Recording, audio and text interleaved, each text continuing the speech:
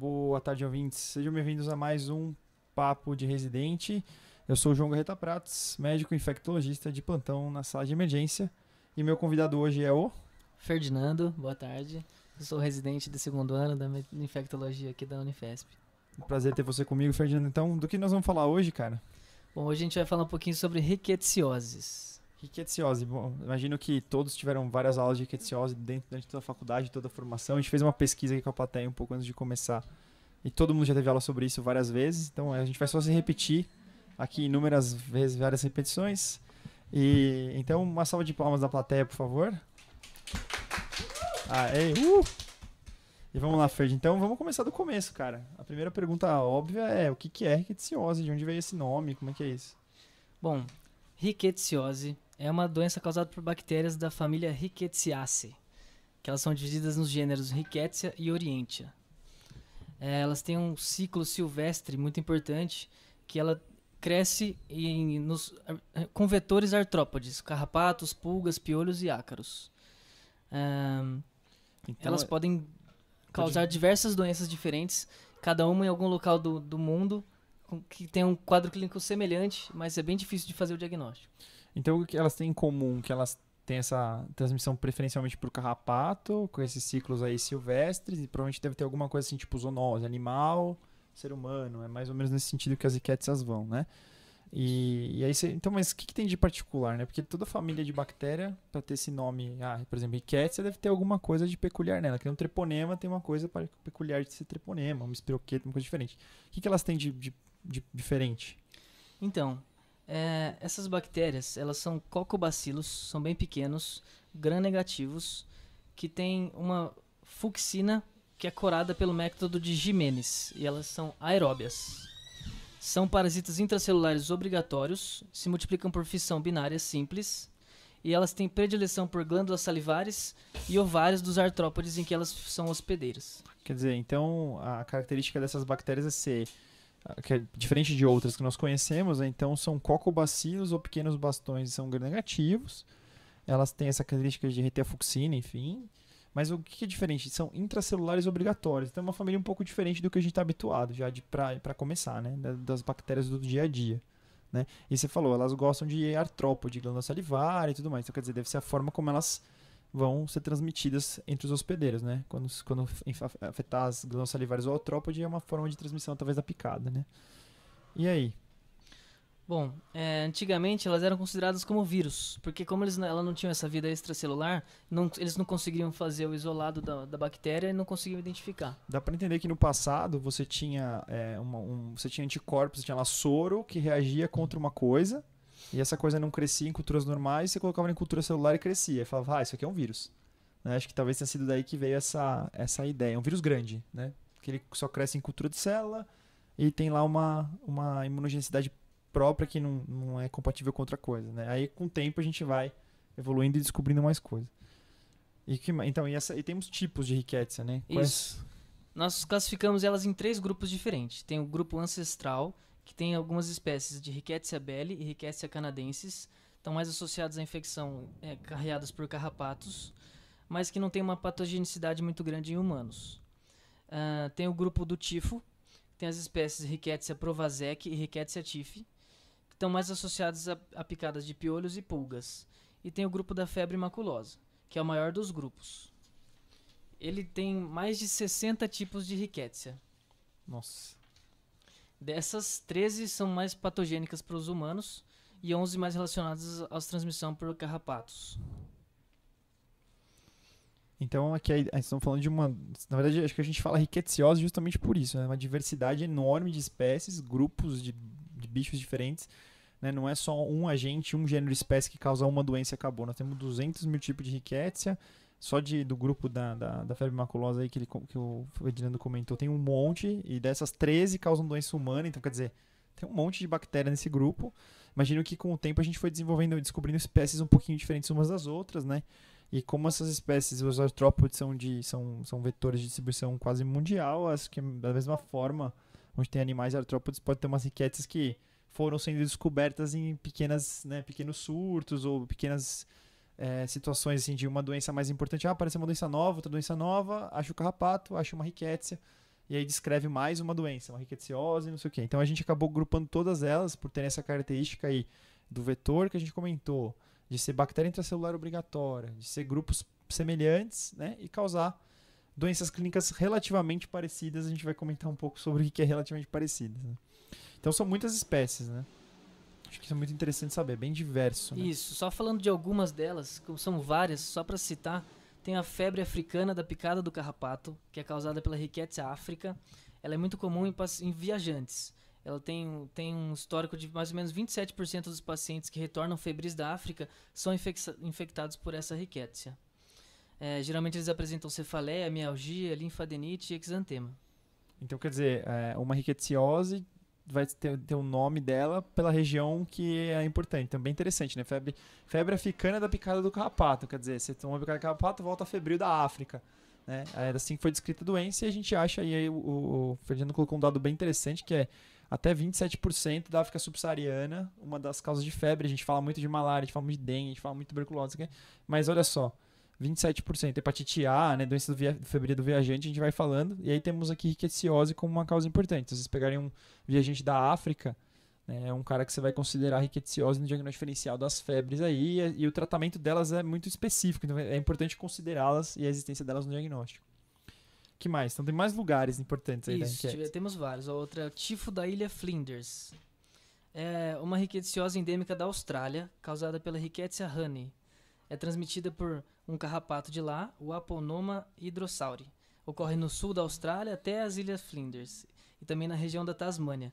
Geralmente se apresenta com cefaleia, febre alta, dores musculares e um exantema, principalmente em região do tórax e extremidades. Tô vendo que a febre, cefaleia e o rash tá ficando uma coisa interessante e comum aí entre elas, né? Então, quer dizer, mais uma doença regional, né? Interessante isso, né? Aquela brincadeira, o paciente viajante dá uma entrada no CDC Travel, olha de onde ele veio, se está tendo surto de alguma coisa e quais são as doenças prevalentes, porque chance boa que ele venha com uma doença esquisita que eu nunca ouvi falar, tipo o tifo da ilha Flinders, eu nunca ouvi falar, né? Mas o cara fala assim, voltei do sul da Austrália. Aí fala, meu Deus, né? O que tem no sul da Austrália? Essa é a hora da gente pesquisar e correr atrás, e ainda bem que nós temos internet e sites que se dispõem a publicar esses dados e contatos que a gente pode ter, né? Mas esse é o tipo do paciente que vem com febre, rash e cefaleia de uma viagem, você tem um diagnóstico diferencial extremamente amplo e a epidemiologia é extremamente importante. Se ele vier da África é uma coisa, se ele vier do sul da Austrália é outra, e qualquer lugar vai ser diferente. E aí para rickettsiosi, acho que claramente a grande diferença é onde você está, né? A rickettsia que vai ter, e a característica dela vai ser própria da região onde você está viajando, de onde você vive, enfim. O que mais? Temos mais aí, imagina. Temos mais. Febre maculosa oriental, que ela também é conhecida como febre maculosa japonesa. É a Rickettsia japonica. Ela já acontece tanto no Japão quanto na Coreia do Sul. Os primeiros casos foram diagnosticados lá em 1984. Os pacientes tinham febre alta, cefaleia e exantema. Mais de 90% tinham exantema no local da picada, com uma escara cutânea. E aí vem aquela história das escaras de inoculação, enfim, que você pode procurar, né, como onde estaria o carrapato, enfim. Então, quer dizer, Japão tem a sua, né, junto com a Coreia do Sul, eles têm ali a sua bactéria específica, né. Provavelmente, a gente vai falar um pouco sobre isso mais pra frente, talvez, ou vai retomar esse assunto, mas é uma doença que tem deve ter uma história muito antiga, né, como o Ferdinando colocou, era pensado até que fosse um vírus, e deve ter há 200 mil anos essas rickettsia circulando por aí regionalmente, e a gente foi descobrindo elas aos poucos. Provavelmente deve ter tido algumas rickettsia que foram descobertas aí, o pessoal falou, nossa, aquelas febres exantemáticas, e aparece. E aí eu volto naquele ponto que a gente falou na aula passada das armas biológicas, na discussão passada, que foi muito interessante, que é assim, daí a importância de notificar o bendito do caso, como isso parece dengue, isso parece febre maculosa, isso parece uma coisa esquisita, porque eventualmente você pode chegar a uma outra doença causando exantema. Então vocês imaginam, febre, exantema e cefaleia. A epidemia de Zika pode ter sido de Rickettsia, a gente não ia saber. Tô brincando aqui, mas são doenças que às vezes são muito parecidas, né? Inicialmente, aí você vai tirando a história e você vai ver que o surto tá só dar um carrapato e aí achou um outro bicho e é Rickettsia, né? E aí pode ser que você descreva uma Rickettsia com o nome da sua região, ainda por cima, né? Então, próximo, vamos lá, temos 200 Rickettsias aqui. Vamos lá. Temos a rickettsiosi europeia, que ela tem uma particularidade que ela causa uma perimiocardite crônica. Ela é mais comum em Portugal, na França, na Suíça e na Suécia. Ela é causada pelo Rickettsia helvetica. Nossa, e aí uma característica bem diferente, né? Você falou perimiocardite, super diferente, né? Lembra outros agentes, nada a ver, né? Pericardite com miocardite. Crônica, né? Não tem bicho que causa isso, é coisa diferente, né? Bem interessante. E essa deve ser uma biologicamente bem diferente, né? Com um tropismo bem diferente para causar uma doença nada a ver com as outras que a gente viu. E essa é uma riqueza europeia, de Portugal, França, Suíça e Suécia. Veja, nada como checar, né? Mais uma vez, de onde você vem. Possivelmente você chegue lá na Suécia e tem um jovem lá com uma miocardite, uma pericardite, uma pancardite, sei lá. E você fala, nossa, febre reumática e rickettsia. Quer dizer, nada a ver, o diagnóstico diferencial é super diferente conforme a região onde você estiver. Então tem esse bicho esquisito aí. Que mais? Temos a febre maculosa de Parker, que ela é descrita nos Estados Unidos. Foi descrita pela primeira vez em 1937. Os pacientes apresentavam febre, cefaleia, uma escara no local da picada e uma linfadenopatia regional. Temos o tifo do carrapato de Queensland, também conhecido como febre maculosa australiana, novamente Austrália. Esse é o norte da Austrália agora, né? Era o sul, agora o norte. É outra rickettsia.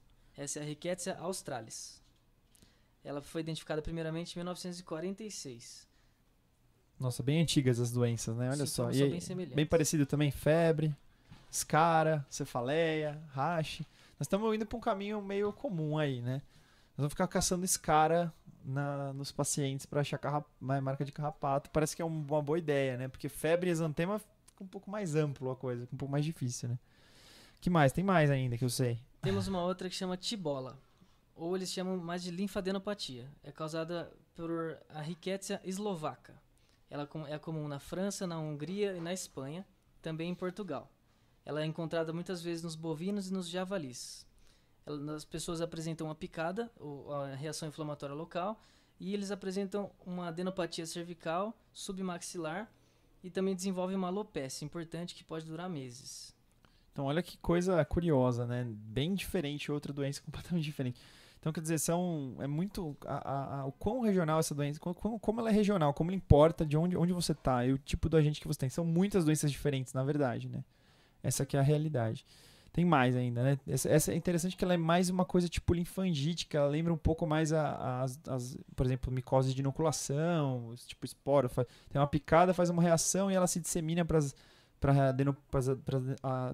causa adenomegalias para os gânglios linfáticos regionais, causa linfadenite, linfangite, né? E aí tem causa dessa aqui que especificamente causa crosta, necrose e alopecia na região da picada, né? Então outra bem diferente a característica, né?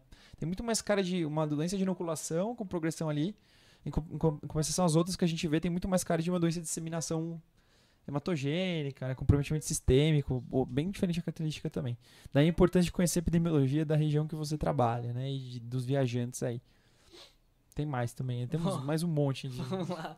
Temos a linfangite expansiva, que ela é causada com uma linfadenopatia dolorosa, geralmente próxima ao local da picada, causada pela Rickettsia sibírica, é comum na Mongólia, na França, na China, na Nigéria e na África do Sul. Pacientes apresentam cefaleia, febre, exantema, várias escaras cutâneas, linfangite e aumento dos nodos linfáticos. Mais uma pra gente pensar. Aí temos na Sibéria também, é isso? Isso, tifo siberiano, a Rickettsia sibírica. Sintomas semelhantes, cefaleia, linfangite, exantema e as escaras. Também pode acontecer no norte da China, na Mongólia, Paquistão e na Rússia. Isso, e a febre maculosa do Mediterrâneo, né? Isso. Seria a última Exato. específica que a gente ia comentar, que deve ser comum em países do Mediterrâneo. Exatamente, os sintomas são semelhantes. Muito bem. Bom, falamos de um monte de rickettsia do mundo, né? Isso aqui a gente vai ter que consultar aquele CDC Travel esperto para saber. Mas vamos falar um pouco do Brasil, que acho que aí é a grande importância para nós aqui, né, médicos brasileiros. O que nós vamos fazer? Bom, vamos lá. No Brasil, a rickettsiose mais comum é a febre maculosa brasileira.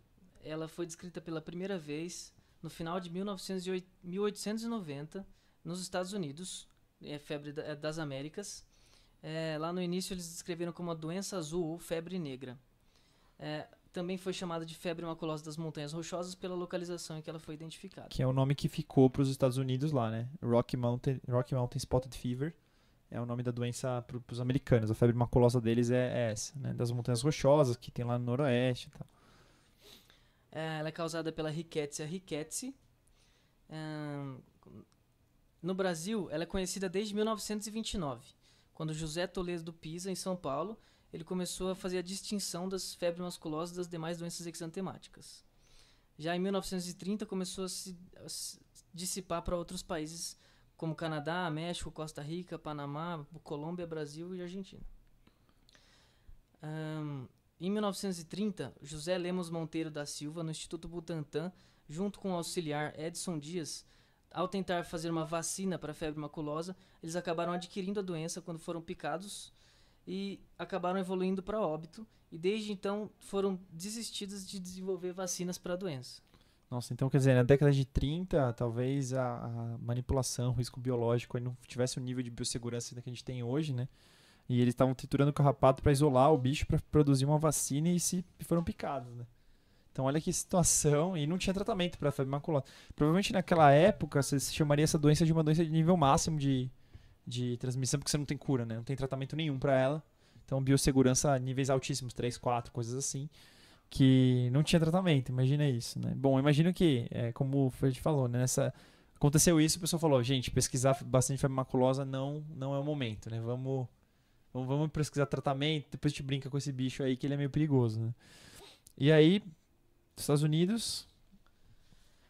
Nos Estados Unidos, o CDC demonstrou que 250 casos a 1.200 casos anualmente vem sendo muito mais ocorrido nos últimos anos. Depois que se tornou uma doença de notificação compulsória, desde 2001. A Rickettsia rickettsii, ela pode ser transmitida, já foi identificada em capivaras, gambás, coelhos, nos equinos, cães e em alguns outros hospedeiros. Todos os estágios evolutivos do carrapato, larva, ninfa, adulto, eles podem transmitir a bactéria. No Brasil e nas Américas, as espécies presentes que podem desenvolver essa febre maculosa são a Rickettsia rickettsii, a Parkeri, a África, a Cari, Felis e Macilae. É importante dizer também que a maior incidência da doença ocorre geralmente no segundo semestre, com pico em outubro, que predomina com a ninfa do carrapato. Muito bem.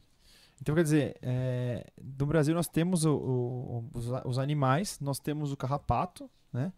Então a gente pode ter a rickettsiose, a rickettsiose mais comum aqui é a Rickettsia rickettsii mesmo, é a que é mais descrita. A febre maculosa ela passa a ser uma doença de notificação compulsória em 2001, então todo mundo tem que notificar qualquer caso suspeito, né? A gente vai falar um pouquinho sobre como que é o caso. Você chegou a dar uma olhada, tem algum lugar no Brasil que tem mais rickettsiose? Então, eu dei uma olhada na região sudeste e sul, é onde mais predomina a rickettsiose. A gente tem aqui um protocolo que começou a investigar desde 2000 até 2017. Nesse período todo, no Nordeste tiveram cerca de 10 a 15 casos. Já no Sudeste, por ano tinha de 50 a 100 casos. Então bem mais comum na região sudeste do país, né? Sudeste e Sul. Sul também em média de 30 a 50 casos por ano. Agora, a gente também tem um dado em relação aos óbitos. Na região Sudeste, entre os anos de 2014 e 2016, tinham em média 60 óbitos por ano, mas já no ano de 2017 só tiveram 3 óbitos. Talvez por conhecer a doença, talvez por ter tratamento específico, coisa do tipo, né? Interessante, ou porque a gente está esperando as notificações aparecerem tardiamente também, não sabemos, né? Mas é interessante que uma doença mais prevalente no sul-sudeste, talvez algumas questões possam ser colocadas aí, né? Carrapato, a disposição, como se dispõe a distribuição do carrapato, outra coisa é a notificação, a gente tem uma tendência a ter mais doenças e mais notificações nos estados do sul e sudeste. Acho que são coisas importantes também a considerar. Mas então é uma doença que tem poucos casos, mas que tinha aí, você falou, né? Não tinha muitos casos por ano, mas olha quantas mortes teve nos últimos 2 anos aí, 50 e 60. Quer dizer, tem isso de caso e tem isso de óbito, né? Quer dizer, tem muito óbito, se você for analisar, né? Possivelmente isso reflete 2 coisas. Uma, diagnóstico tardio, né? E a outra coisa é não diagnosticar mesmo. Pode ter passado um monte de gente que tinha, a gente não faz ideia que tinha febre maculosa, né? Acho que é interessante saber que a doença existe, que tem método diagnóstico que incrivelmente não é tão indisponível quanto parece, apesar de a gente não conhecer tanto doença. Talvez a grande ideia seja conheça a sua doença, saiba se na sua região já teve caso, se já teve, escute um pouquinho, preste atenção um pouquinho nas discussões que a gente vai ter agora sobre como pensar nessa doença, né, e como que ela funciona, porque pode ser uma doença que está passando batida uma e outra vez. A gente vai falar um pouco até de nem sempre todos os sinais clínicos clássicos estão presentes. Ela pode ser muito grave, ela pode ser septicêmica rapidamente, causar doença muito grave em pouco tempo. A gente vai comentar um pouco sobre isso. Então, atenção, sul-sudeste, né? Mas não deixa de ter alguns casos, né, lá nas outras regiões do Brasil. Muito bem. Como é que funciona? Como é que é transmitida a doença, então? Então, picada do vetor. E aí? Isso, ela é transmitida assim, é a picada primeiro do carrapato. Geralmente ele precisa ficar aderido por pelo menos 4 a 6 horas, senão ele não vai conseguir transmitir a doença. O que é importante notar é que o carrapato ele tem uma transmissão vertical da rickettsia para os filhotes, né? Para os próximos carrapatos. Para a próxima. E é importante também que eles permanecem infectados durante toda a vida. Em geral, eles vivem de 18 a 36 meses. E um passa para o outro e passa para as gerações subsequentes, as duas coisas, né? Então, exato. Então a chance da rickettsia se disseminar pelos carrapatos é enorme, né? É muito fácil. Muito bem, daí uma vez que a rickettsia é introduzida no organismo hospedeiro... Bom, as rickétsias elas se multiplicam nas células endoteliais e na musculatura lisa dos vasos sanguíneos, produzindo enzimas tóxicas que vão levar a distúrbios vasculares. Então aquela velha história de lesão endotelial difusa, vasculite difusa, aquela história que a gente tem com vírus, com algumas bactérias, né, com uma característica bem sistêmica da doença, né, a nossa rickettsia. Isso, quando elas se ligam aos receptores que contêm colesterol e elas são fagocitadas pelos lisossomos, depois escapam para o citosol e se multiplicam. Então tem uma multiplicação intracelular, né, como você comentou, ela escapa do sistema imunológico e se reproduz dentro da célula. Uhum. E aí essa lesão cutânea vai no endotélio de pequenos vasos, vai formar microtrombos, hemorragias, uma infiltração perivascular e com necrose focal. Pode acometer pele, miocárdio, tecido cerebral e formar nódulos tíficos. Então é interessante, acho que a grande colocação aqui é essa interesse, assim, vamos dizer assim, tropismo vascular importante, né? Uma doença característica que vai ser bem sistêmica, e lembrar sempre que febre maculosa tem esse nome porque tem mancha, né? Febre maculosa, febre alta com manchas, esse é o nome da doença, né? A ideia aqui é que o Fred estava colocando é que a lesão cutânea é a proliferação de rickettsia endotelial no pequeno vaso, e ela faz aquelas lesões sugestivas típicas, né? Então microtrombose e necrose focal, causando as lesões típicas da febre maculosa, a gente vai comentar um pouquinho mais pra frente. E ela gosta de ficar no intracelular. Essa é uma outra bactéria com uma característica bem diferente, né? E aí por isso que talvez ela tenha foi descrita como uma semelhança grande a vírus, porque isso aqui, se vocês analisarem bem, é o que faz um vírus de uma febre hemorrágica, como ebola, como mesmo dengue, né? Como essas doenças desse tipo tem essa característica mesmo de lesão endotelial difusa, formação de microtrombo, hemorragia, lesão perivascular e necrose tecidual. É a mesma característica de uma febre hemorrágica viral, não é à toa que ela foi chamada de vírus em algum momento. É tudo muito parecido, né? A vantagem da rickettsia, entre aspas, é que tem tratamento, né? A maioria das febres hemorrágicas virais hoje não tem, né? Então é uma doença que a gente tem que considerar como diagnóstico diferencial das febres hemorrágicas, justamente quando a gente fala de síndromes febris icterohemorrágicas agudas, as esfirras, né, que eu falei aqui algumas vezes, né? Uma das causas, se você tiver a epidemiologia correta, é a febre maculosa. E ela pode muitas vezes aparecer em uma forma sepsêmica sem mesmo ter lesão de pele. A gente vai falar um pouquinho mais pra frente sobre isso. Então, interessante essa característica que ela tem em comum com os vírus das febres hemorrágicas, com a lesão difusa, com a leptospirose, tem uma característica um pouco parecida com isso aqui nos sistemas, né? Exceto pela pele, mas nos sistemas do organismo de uma maneira geral. Muito bem. E aí, que mais? Bom, dentre os carrapatos não existe nenhum carrapato específico. Ela pode acometer qualquer espécie de carrapato do cachorro, do cavalo, outros tipos de carrapatos de carnívoros silvestres e das capivaras. Tem um número grande de vetores possíveis aí. Certo. Bom, o período de incubação da doença é de 2 a 14 dias.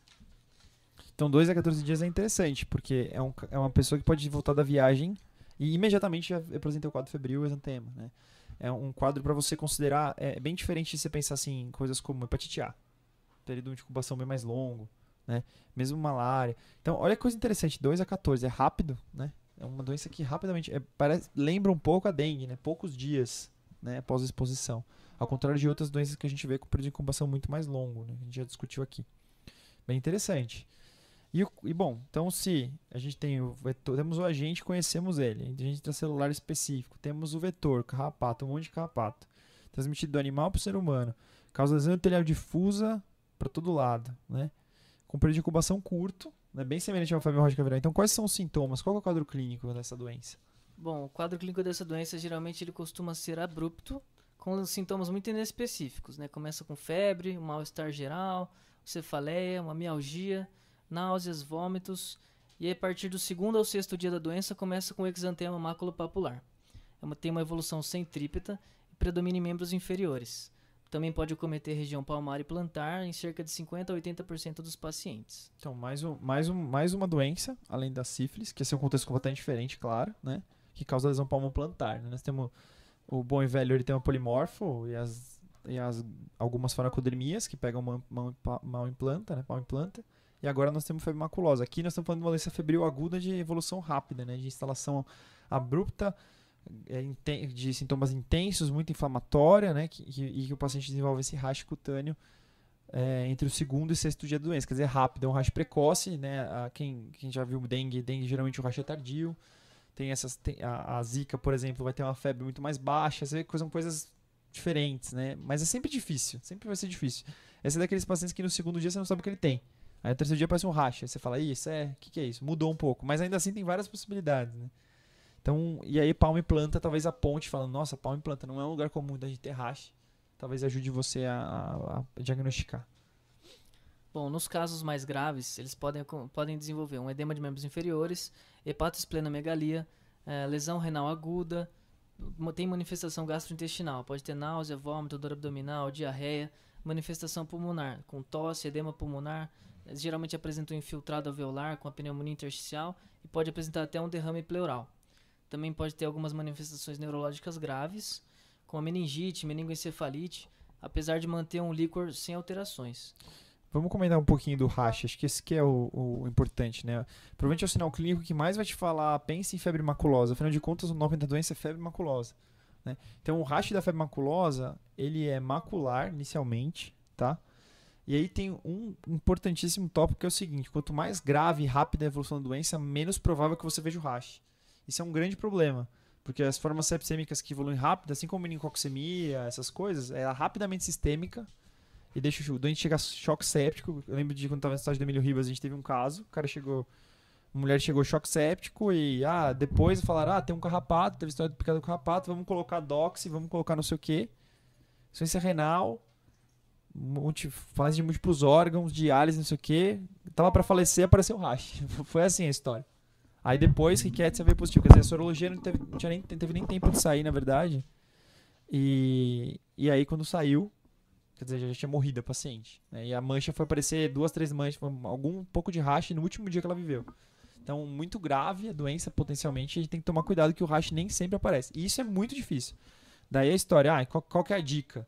Nossa, choque séptico, evolução rápida, tem um carrapato, por que não cobrir rickettsia? Vocês vão ver que não é tão complicado você colocar a droga a mais para cobrir rickettsia. A segunda coisa então, não tem o rash, é muito difícil.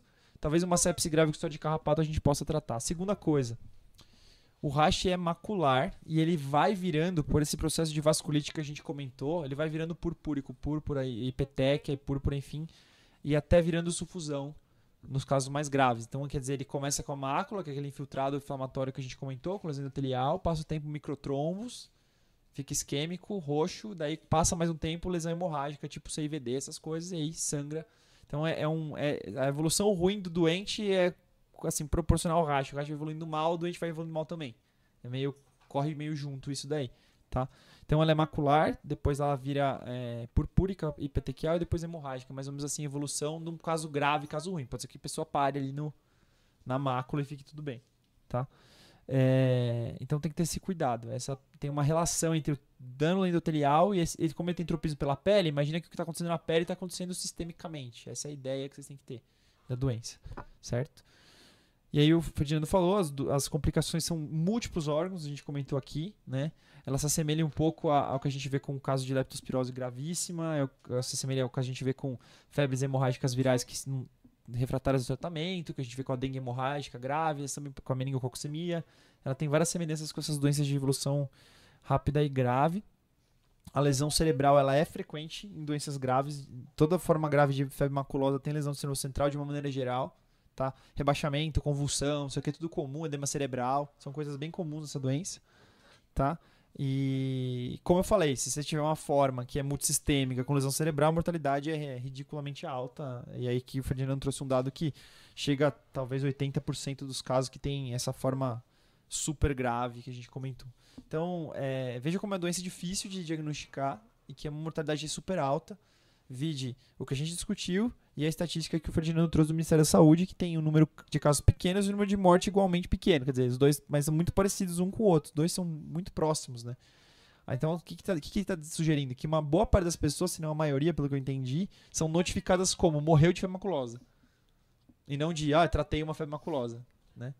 Então, isso e a doença, como a gente falou, você imagina a importância de notificar uma doença que é transmitida por vetor, né? E que mata uma porcentagem altíssima das pessoas. Então, é um problema sério de saúde pública.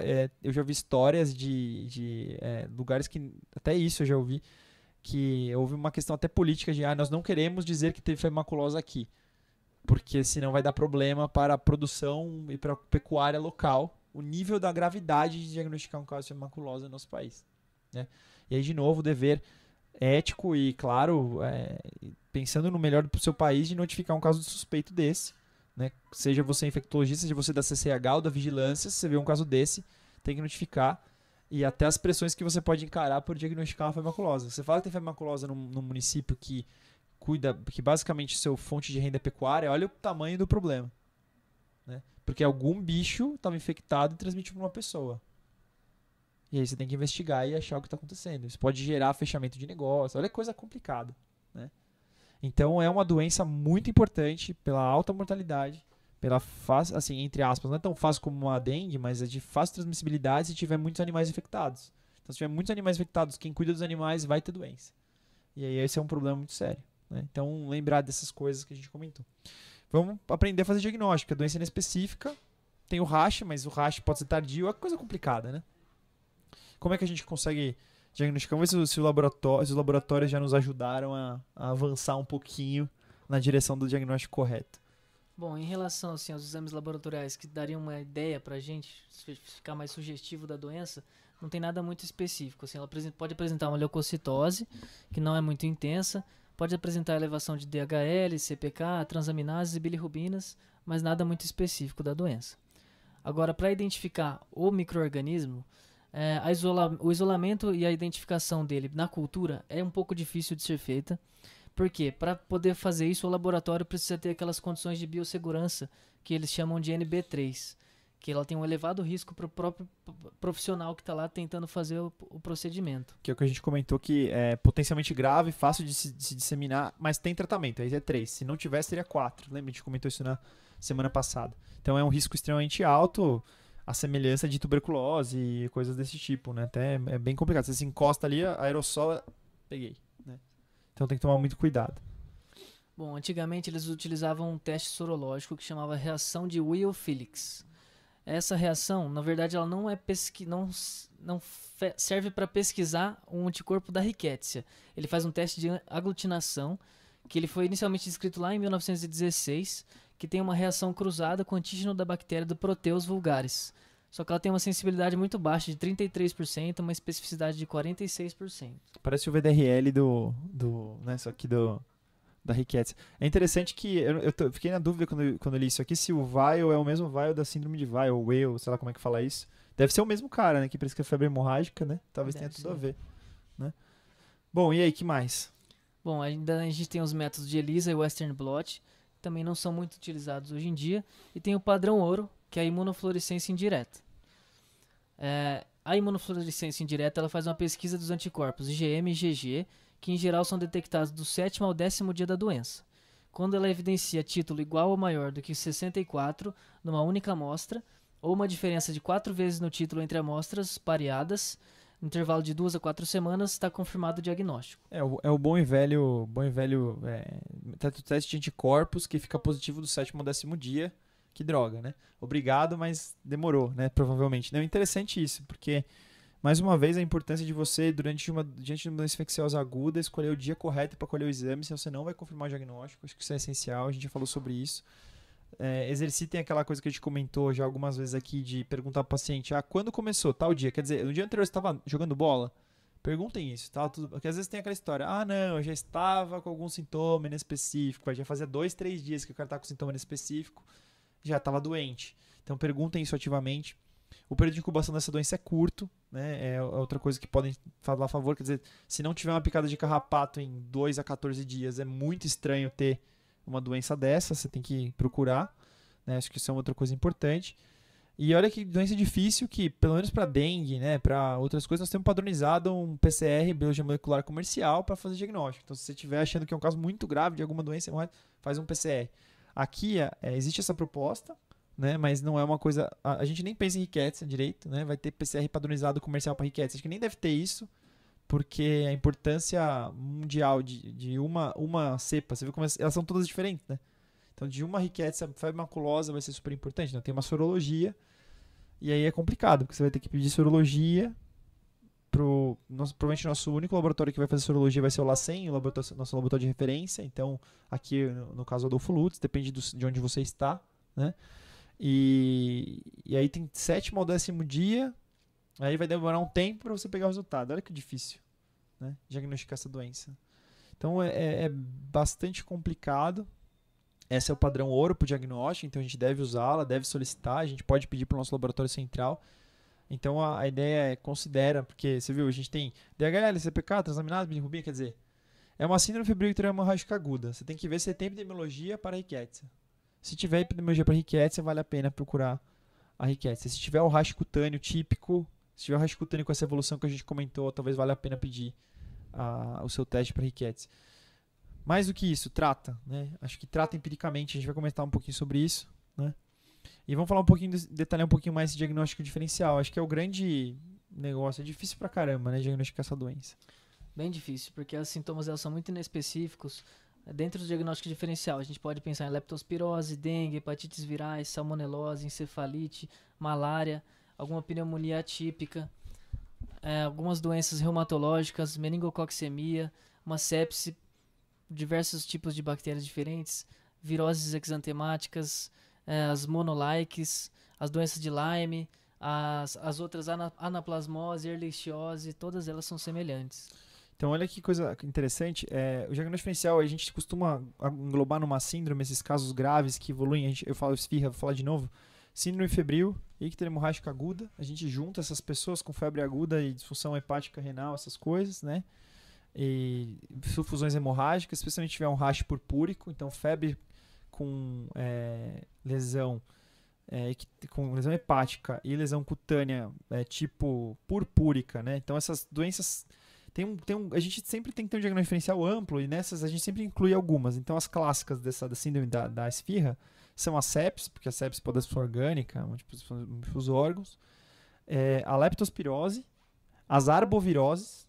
Então, entra aí as nossas arboviroses famosas que a gente conhece, especialmente dengue e febre amarela. Outras também podem, mas a gente sabe que essas duas são as mais comuns no nosso meio. Aí vem a malária, que pode causar um quadro absolutamente semelhante a tudo isso que nós falamos. E as hepatites virais fulminantes. Todas elas têm essas mesmas características. Aí, isso a gente não pode esquecer. E aí a gente sempre discute, né? O que mais a gente pode acrescentar quando nada disso parece bater? Porque às vezes não tem uma história disso. Hepatite viral você pesquisou, você pensou em febre amarela, não tem febre amarela. Você pensa... Sepsis, você tá dando antibiótico e o cara tá melhorando, sei lá, essas coisas. O que a gente tem que pensar? Que entram aqui doenças esquisitas. Né? E uma delas é a rickettsiosi. Então febre maculosa absolutamente cabe no grupo das esfirras, das síndromes febris e hemorrágicas. Tem que estar lá se você estiver numa região... Aí aqui no Brasil, aqui, sul, sudeste, enfim, mas tem que pensar que existe isso se tiver uma picada de carrapato na história. Não consigo ver um outro jeito da gente falar, não, isso aqui, né? Talvez se o rash for muito típico, quem já viu um rash de febre maculosa, talvez pensar. Mas é difícil, né? Porque você tem 60 casos no ano, quantas pessoas devem ter visto 10 casos de febre maculosa? Dá pra pensar nisso, é muito pouco, né? Muito pouco. Ou não notificou e não ficou sabendo, não descobrimos o que é. Né? Então eu acho que é essencial considerar a febre maculosa dentro das esfirras aí, e colocar essa característica dela de ter o rash cutâneo predominante, um super rash, né? Uma pessoa muito grave com um rash importante, e se tiver a história do carrapato, aí consideraria talvez o tratamento específico. E falando em tratamento específico, como é que a gente faz então? Se a gente pensou em rickettsiosi, talvez o segredo seja pensar, né, que existe isso. Exato, a gente pensou a gente vai ter que tratar, porque é uma doença que evolui muito rápido, né? O protocolo que eles colocam, para casos leves e moderados, eles usam doxiciclina, uma dose de 100 mg de 12 em 12 horas, ou VO ou IV, e é mantido até 3 dias após o término da febre.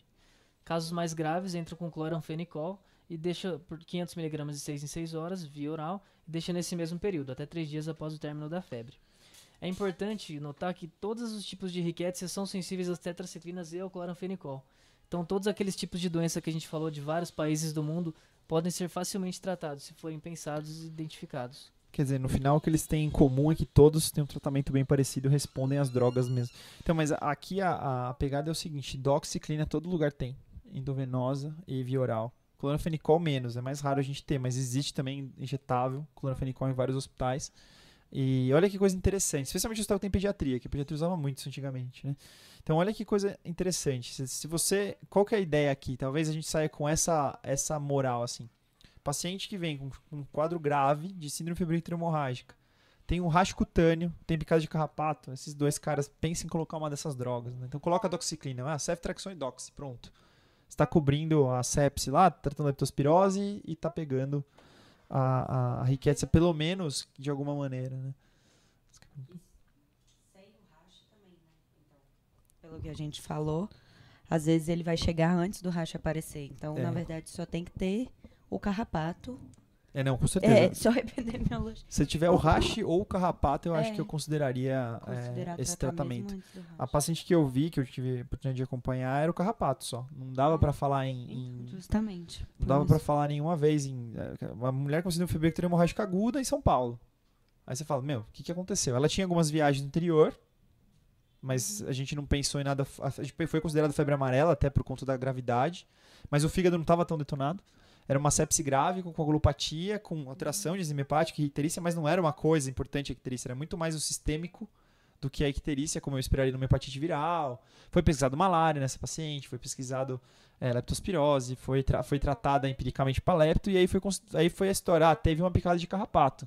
E aí a gente fala, então dá, no Emílio Ribas a gente tinha à disposição o doxy e o cloranfenicol, deu os dois. Não sei nem se tem estudo com isso, mas foi dado as duas drogas, como uma forma, já que visto que a paciente estava extremamente grave, com insuficiência renal, condição hepática, ela chegou rebaixada, foi entubada precocemente, chocada, quer dizer, uma doença muito grave, né? E aí foi confirmado rickettsia pós-mortem, né? Então, olha que praticamente pós-mortem. Olha que coisa complicada, né? E foi assim, foi o carrapato. Quer dizer, a única dica que eu tinha objetivo era o carrapato, que o rash foi aparecer no último dia quando a mulher estava morta. Quer dizer, os órgãos estavam todos com disfunção.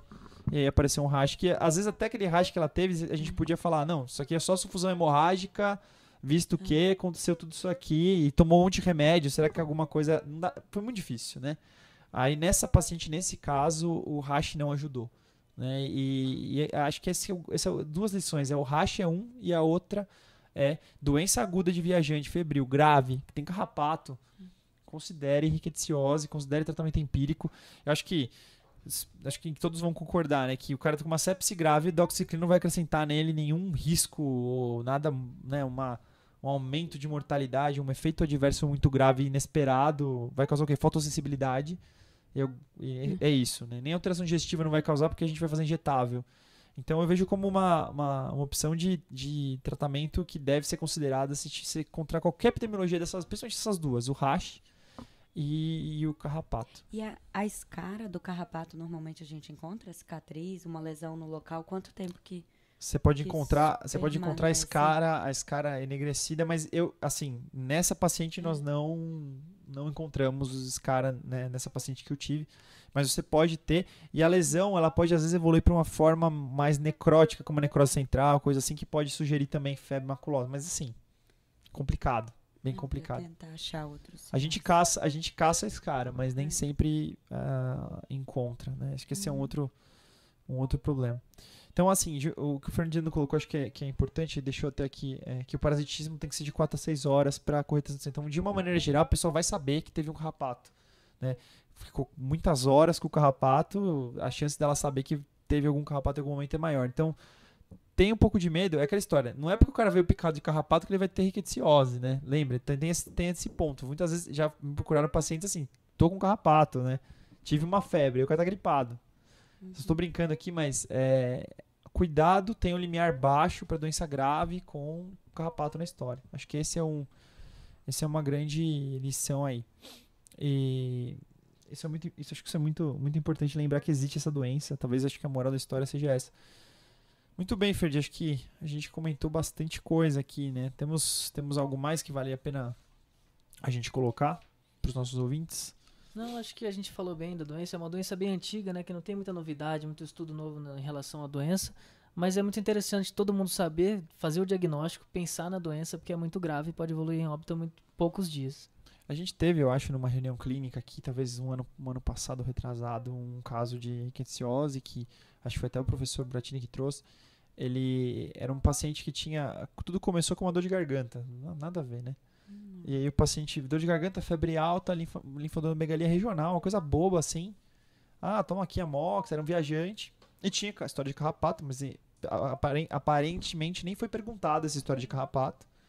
E aí passam uns dias e o cara evolui muito mal, com uma síndrome febril hemorrágica grave, vem pro hospital e trata tudo e morre. E na necro, e aí com o exame de sangue pós-necro, tá na investigação, era riquete. Então isso é uma outra situação. Ele trouxe um desses, deve ter sido um desses óbitos de São Paulo aí, deve ter sido um desses que foi trazido pra gente. E que parecia, no começo, uma faringite, uma amidalite, uma coisa boba assim, né? E aí a evolução foi rápida e aí tinha o tal do carrapato. Então assim, a gente, nas últimas 2 vezes que a gente conversou, né, sem teoria da conspiração, né, nossa, sem pessimismo, vai todo mundo ter uma doença bizarra. Mas acho que vale a pena pensar que algumas coisas existem e a gente tem algumas armas para lutar contra isso. Quais são? Carrapato te assustar um pouco, você vê um carrapato fica assustado com história, dependendo do que for, né? Ah, vou dar uma doxiciclina. Eu, sinceramente, já tive paciente assim que teve picada de carrapato, doença febril e era criança, sei lá o quê. Nós tratamos com doxi. Não aconteceu nada. Ia acontecer? Não sei, né? Eu acho que eu diria, a lição que eu passaria é assim, não tenha medo de dar uma doxiciclina por 10 dias aí até o cara melhorar da febre, porque se tiver uma epidemiologia positiva, porque o pior das hipóteses, tratou uma rickettsiose aí que não vai evoluir mal e o cara não vai ficar doente gravemente, né? Acho que isso é uma lição e eu duvido que tenha alguém que... Não consigo imaginar um motivo para que eu criticar o cara que fizer isso, né? Que veja um caso que tem um carrapato, uma febre, uma coisa esquisita e começou uma doxi, né? Não vejo nenhuma razão clara que, olha, não faça isso é errado, vai causar dano pro doente. De nenhuma maneira eu consigo pensar.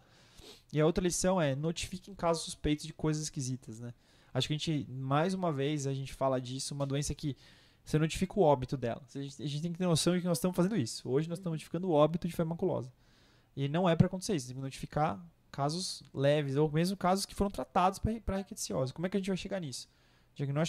Pensar no diagnóstico e notificar tudo que for caso esquisito. Porque de repente, exantei uma coisa leve que não parecia nada, era rickettsiose que não foi grave. Às vezes acontece, né? Então, acho muito importante, mais uma vez, ressaltar a importância da notificação compulsória e a nossa importância como quem está na linha de frente. E nós somos os primeiros a descobrir quando tem um surto de uma doença ou um surto de uma arma biológica que a gente comentou na semana passada. Certo? Alguma coisa a mais você quer colocar, Ferdi? Não, isso aí, acho que a gente comentou bem sobre todo o assunto. Obrigado. Acho que a gente revisou os pontos mais essenciais. Alguém da plateia? A Paulinha fez um comentário, eu agradeço o comentário. Alguma pergunta, algum comentário? Alguém mais? Não? Quer perguntar alguma coisa? O Ferdinando sempre tá na plateia, daí ele sempre pergunta. E hoje ele tá falando? Então ele não tem... perguntei. Então tá bom, pessoal. Fiquem ligados para mais um Papo de Residente. O nosso próximo é Papo de Residente ou é Derrube o Expert? Eu nem lembro. Derrube o Expert. Então, próxima semana, caso clínico. Fiquem todos muito bem. Pensem em rickettsiose. Essa doença existe e é muito importante para nós. Um abraço.